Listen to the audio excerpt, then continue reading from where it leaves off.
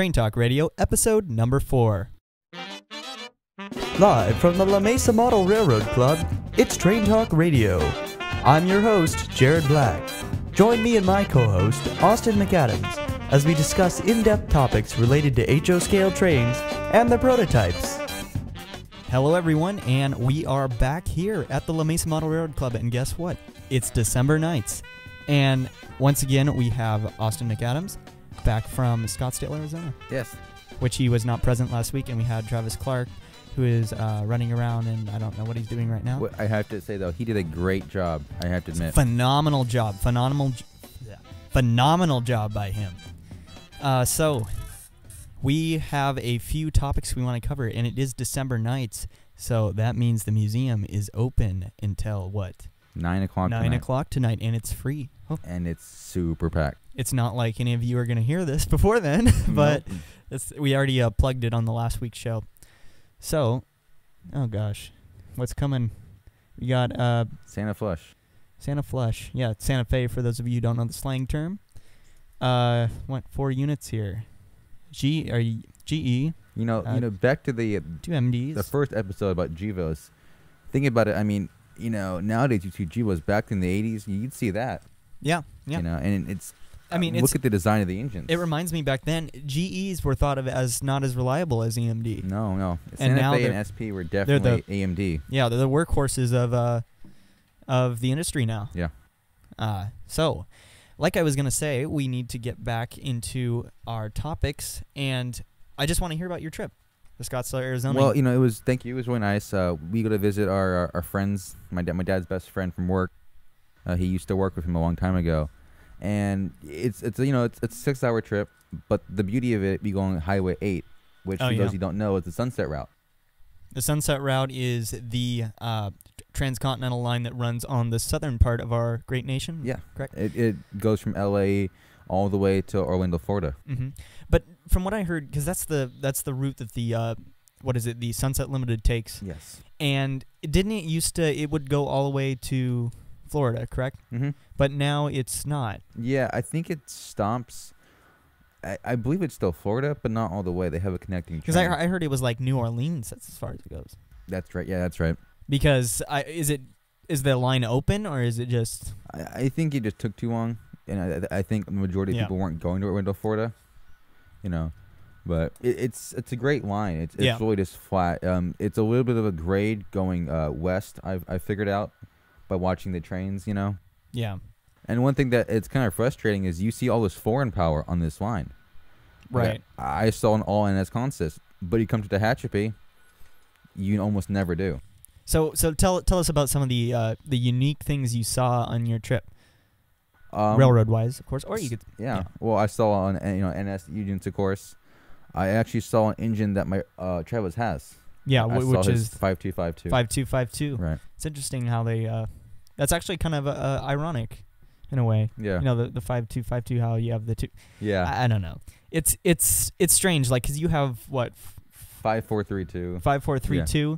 I mean, do you have a fascination with number patterns and stuff? Actually, I didn't realize it was synchronized until after I bought it, because a fellow club member, I bought the same series as he did, and 5432 is actually the only unit still in stock.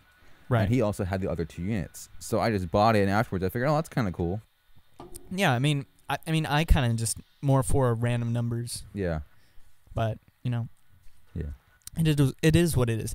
I've seen several times, actually in real life where there be, numbers that are fairly close to each other actually in, like, the same, like, just one after another in a consist. But it's rare. It's rare. I've even seen brand new GATX tank cars that were like 20 of them in series, the exact same number after each other, because they came from the shop. Right. But it's something that's kind of cool to see.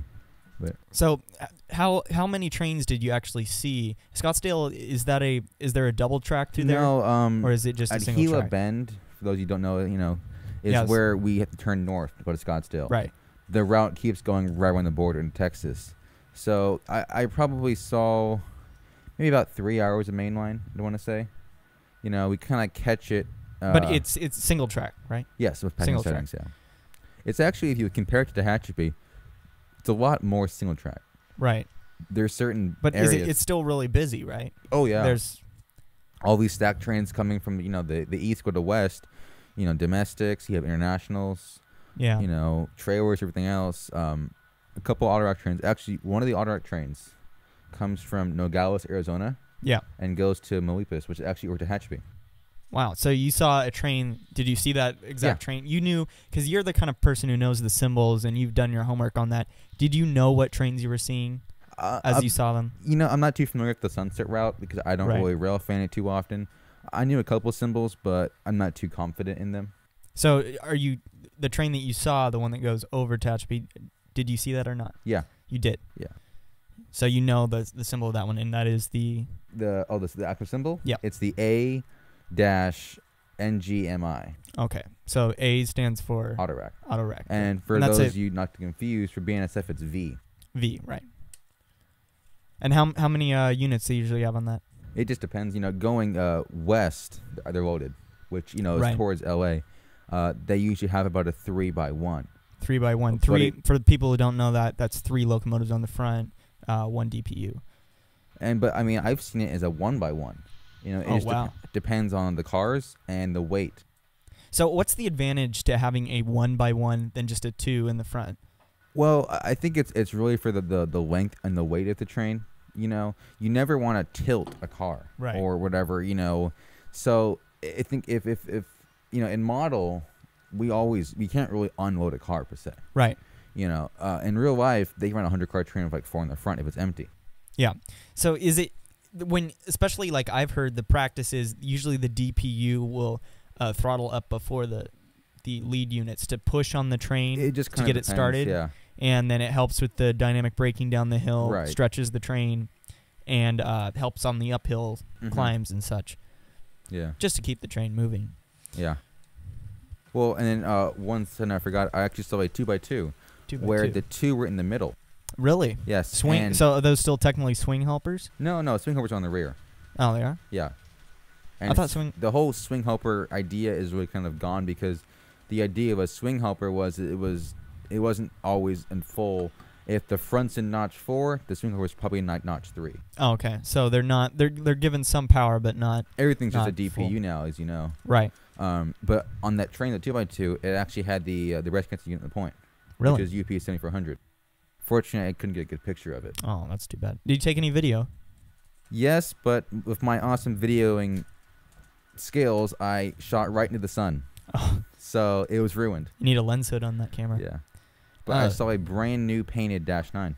Really? Yeah. What? 9633. 9633, and that is that's a what It might have been an XSP. I'm not too familiar with those numbers. what road was it painted for? UP? Yeah, UP. Was it what they painted with the yellow seal and the? Yeah, armor yellow and yellow seal, everything, Are they doing the flag anymore? No. No. Those are only the 9800 series Dash 9s that had those. So they're just putting a general UP. Yeah, just the UP On the shield side. on the front and on the side the red lettering. Oh, so that's interesting. Mm-hmm. Are they basically repainting most of their Dash 9 fleet or not? I think it just kind of depends on how it looks. I mean, some of these Dash Just- 9s are the yeah. older GE, and they just get filthy from, engine caught on fire, rusting, whatever, cheap paint. Yeah. So it just kind of depends. So the paint kind of protects it whenever the barrier's broken. They feel they have to paint a locomotive. Mm-hmm. So since we have no heritage update this episode, No. I don't know if we will on the next episode. Or Well, not. I mean, technically, heritage. I saw the breast cancer unit. I mean, that's a special unit. Yeah. How is UP's heritage endeavors?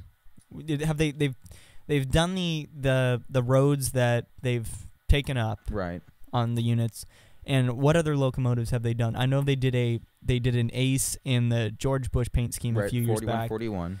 and they've done a breast cancer unit, which is a ES44 AC, yeah. And they painted it pink, right? Yes. Well, it's not pink. It's instead of a flag, it's a yellow ribbon. Really? I'm sorry. Pink ribbon. Pink ribbon. Pink ribbon. Yes. Yeah, for breast cancer. And there's also the Olympic torch units. Yeah. For the 2002 games in Salt Lake City. And there's also the Boy Scout unit, which is 2010. and that's kind of a special unit. You know, it's the 150th anniversary or something.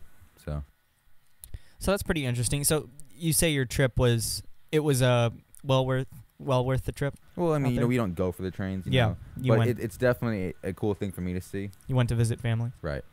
and you So- stopped at a railroad place like with Well, the club. there's a place called Dateland, which is, you know, in the middle of nowhere. Yeah. And well, it has dates there, of course. And you know, like a 7-Eleven, and it's just kind of a cool spot to get stop out, you know, stretch your legs, get something to drink, and watch trains. That's pretty interesting. So. And Actually- it included a small railroad on the property there. No, it's just the train tracks, Oh, the okay. real ones, yeah. And then you saw a layout, right? Well, that's in Scottsdale. That's in Scottsdale. That's Oh, I know called- what the one you're talking about. It's called McCormick Park. Yeah. Yeah. They have like I think it's a 15-inch gauge railroad. Yes, and they also have, you know, HL. But the cool thing is some of the members at that club are actually come here for our sessions, you know, Mhm. for our 50 So sessions. that goes to show you how widespread the club is. The Yeah. actual how the people that know the club are actually extend all across the country. I was back in Pennsylvania a few years back, and I rode the New Hope and Ivyland, which is a tourist railroad out of New Hope, Pennsylvania. Mhm. And the conductor on that, I have to tell you this. First off, they were running trains every hour on the hour. Oh, really? Yeah. So it was a two coaches in GP30. And me and my dad got on the train, and we found out probably about halfway through the ride we're the only people on the train. Oh, really? Except for the conductor. Hmm. So the conductor ends up talking to us the rest of the trip, you know, because we're sitting in the first class car, and we talked to him, and he knew immediately what the La Mesa Model Railroad Club was, what we do, what we model. Mhm. And he's probably about as far as you can get from San Diego Oh, right, in the yeah. United States. So that goes to show you this is a world-renowned club. Well, and the reason why is because of our sessions. Right. You know, you step foot in here on a session, and you're literally 60 years ago in 1952. They run everything like it was on that particular day. Yeah. And you can forget whatever worries you have in reality on that day. It's amazing, you know, Yeah. how It's a accurate time they machine. are. Yeah.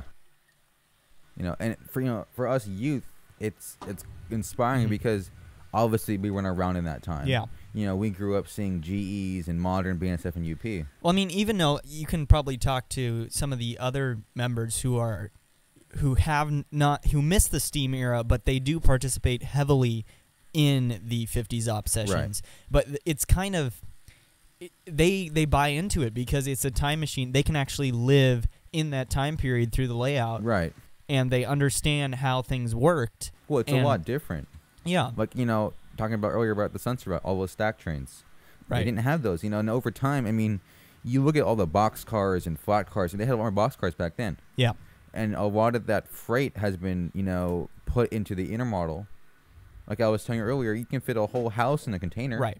I mean, for those of you who know, I'm pretty big into modern stuff. Right. Uh, As well as am I. I started pretty much modeling the 70s and 80s. That's kind of what I started in, and then I found, I mean, I like that era, but I'd say what I like modern, then I like 50s, then I like 70s and 80s in the middle period. Right. And it's just because I like modern because that's the stuff I'm exposed to Right. on a daily basis. Well, not on a daily basis, but, you know, in my life. What you grew up seeing. Yeah, and those are the sights and sounds and smells that, you know, I connect to with a train in my brain, Mm-hmm. and that's probably what appeals to me. If I had been born in the 50s, I'd probably model the 50s Yeah. more than I model modern. But still, 50s appeals to me because through this layout, I can kind of get that sense of what it was like. Yeah. That I don't know. It's kind of like a taste you kind of get in the mind Right. of. Yeah.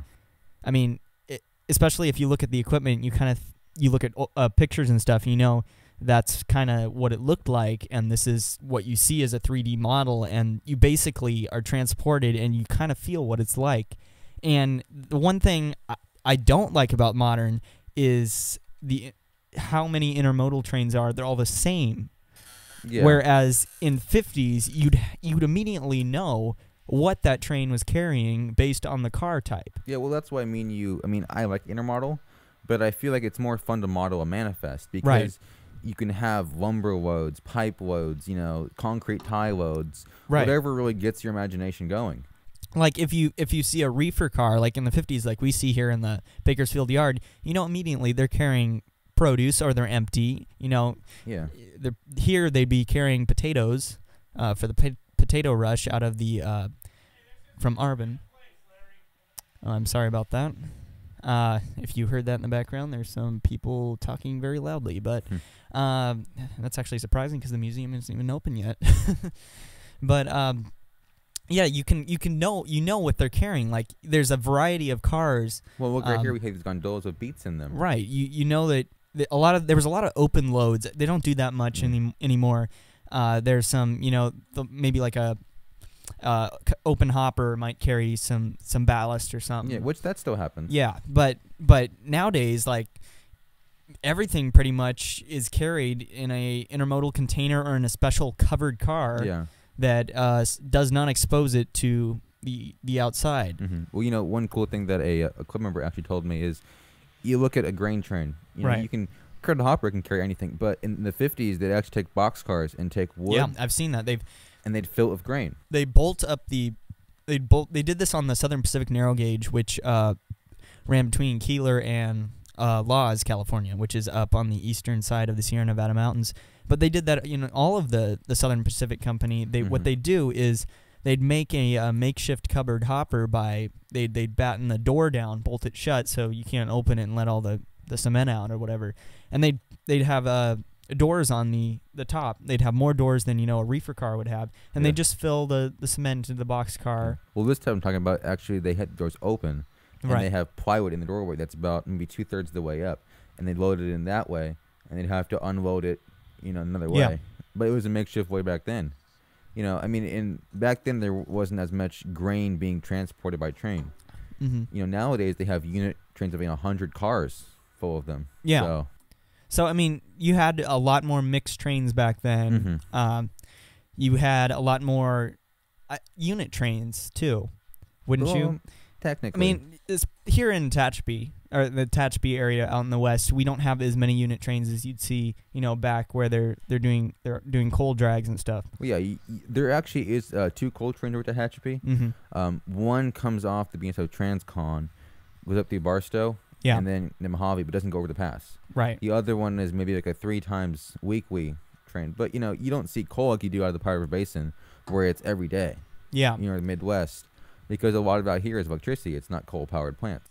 Right. And so you'd see a lot more, activity in that regard as to there'd be a lot more manned helpers. Well, now there's no manned helpers on the pass. But back in the 50s, you'd see, a lot of alternate crews than even up the to main crew for the 2000 is train. when it kind of stopped. Yeah. Yeah. They were doing it up into the late 90s. Yeah. But then this technology, I think I read a while back about the first DPU experiments on the pass, Mm-hmm. and it was I forget, there was a problem or something, Well, the radio waves, they couldn't efficiently go between tunnels. Yeah. Because SP tried it on Tehachapi, and they weren't satisfied with it. Yeah, but now the technology is foolproof almost. So it's kind of interesting how little preparation has to go into a train that has to go over the pass nowadays, whereas back then they'd have to have the locomotives serviced here at the Bakersfield Roundhouse. They'd have to be set out on the ready track. They'd move them up to Mount Vernon Avenue up there. They'd yeah, and there's less engines. They put the helpers on there and they'd cut them out at Summit. Nowadays they just keep going up the train, even if they're not even moving. They can from the front they can put them in idle or a lower or higher notch. They can and do they use? I'm not too familiar with it, but do they use the computer to assist them in any of that? Yeah. Like determining for how tonnage. much tractive effort they actually need in a particular instance. Well, in the old days, you had to know what you're doing for tonnage. Yeah. It's on the computer now. Right. So it's a lot easier. So is a DPU manually controlled from the lead unit, or is the computer doing most of the work on regulating? It's both. They can set it up where it's just notch for front, notch for back, automatic, or they can do it manually. So it's kind of like here, where it's matched to whatever the lead unit's doing. Or you can also do it separately, depending on the grade, if you need it or whatever, And it's just there's a lot less effort goes into it. I mean, a lot less crews. Like you'd see a regular train coming through Bakersfield nowadays, and it probably just goes right through, right? Oh, yeah. If the signals are clear. Back then, they'd probably have to stop and... Well, a lot more trains were sent out of Bakersfield, too. Right. Bakersfield has really declined over the years, where there's 2 trains for Bakersfield, one going north, one going south, and one for UP, and there's one for BNSF. Yeah. Well, speaking on the modern versus the old, I thought we'd talk about maybe like the usage of concrete ties in today's main lines, especially on Tehachapi. I mean, you see concrete ties. Do you see them as kind of any line that's degrading, that is a main line? When they have to go to replace it, do they immediately go to concrete ties, or would they bring in... Well, they did concrete ties in '83 when they kind of redid the pass because of the flood. So even that long ago, I had not realized that they... Yeah. Well, concrete ties, they last longer. Yeah. And I think it was a real step up. I mean, the coastline is not concrete tied all the way. Right. Only in certain parts because there's only 3 trains a day. But Tehachapi is such a big point for Tehachapi, for UP and BNSF, that it's a necessity. I wonder how often they have to change out the rail on some of these curves, because I was up at Tehachapi a few years ago, and for those of you who are familiar with Caliente, there's a horseshoe there. Right. And I walked out along the track, and the outside rail was almost gnawed 25% into the head of the rail. Yeah, well, it's a 15-mile-an-hour zone for a reason. Yeah. And then the next year I came back, and they had replaced the rail, and it looked, new, and the form was correct. So how often do you think they'd have to replace the rail on Tehachapi these days? I don't think there's really a maximum or minimum But like time. on these curves, like say Caliente Horseshoe. Well, the Caliente, why it's so important is you're coming off that 2.3% grade, right, and hitting that curve. So yeah, it kind of gets slammed hard. So it may be yearly, it may be 4 months. I'd have to look into that because I haven't done much research on that, but. Especially going up there and checking out these places you've been before, to see what changes have they made. Well, speaking of changes, you got Cajon Pass. That's a highway. They have triple track now. Yeah. It's a lot more traffic going through there. Well, the thing was, they had the time when they started building the third track for the BNSF main line. They had anticipated the economy going up at that point. There'd be a lot more trains, because I remember going there when it was just double track BNSF main line, and they had a traffic jam. It was like the LA freeway on Cone Pass. But nowadays, I mean, I don't know how many more trains are, if it's increasing or not, but at least the past couple of years, sometimes you'd go up there and you wouldn't see a train on the pass. Yeah. Well, a lot of it is stacked, in trailer. And one more thing is, for those of you who don't, UP actually has truckage rights. Yeah, from you'll see UP days. trains going up or going down the BNSF mains there. Yeah, they don't exclusively use the old SP cutoff. Yeah, and only part of the trains from Tehachapi use that. Yeah, the high priority Z trains and intermodals, they really just pretty much use the old main. Yeah, through Soledad. Right. Because the basic idea of the cutoff was to bypass the Soledad Canyon, going through Burbank, going through LA to get to the West Colton Yard. Yeah, because all the manifests use that. Yeah. Most of the intermodal will just use Soledad Canyon. It's kind of just a detour. It's not as fast, right? Or is it faster than going down it's more Soledad? grade. Yeah, it's more of a going Cajon. It's more of a grade. 3% grade. But then they go up there, through Roseville and not Roseville.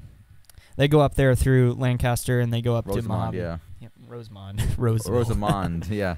Well, Roseville is a SP yard, but it's I'm talking about the Apple Valley. Yeah, here you go. Or Antelope Valley, or whatever they're calling it these days. But yeah, that's how they get up to Mojave, an alternate route than the old SP line through Soledad Canyon.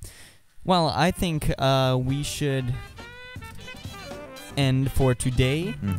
We hope that you have enjoyed the show, and we hope that you subscribe on iTunes. For those of you on YouTube, this is an audio-only podcast available on iTunes.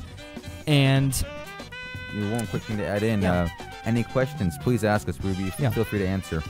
Yeah, there's a comment section on YouTube for a reason, and there's also a review section on iTunes, which I will read if you post something there, whether it be a question or a suggestion, or I don't know, whatever you want to say. And be sure to visit the club, or visit the museum rather, on pretty much any day except Monday. Yeah. And it's reasonable. You get to see a bunch of clubs here and some of the biggest model railroads in the United States right here. Mm-hmm. And thanks for watching. See you next time.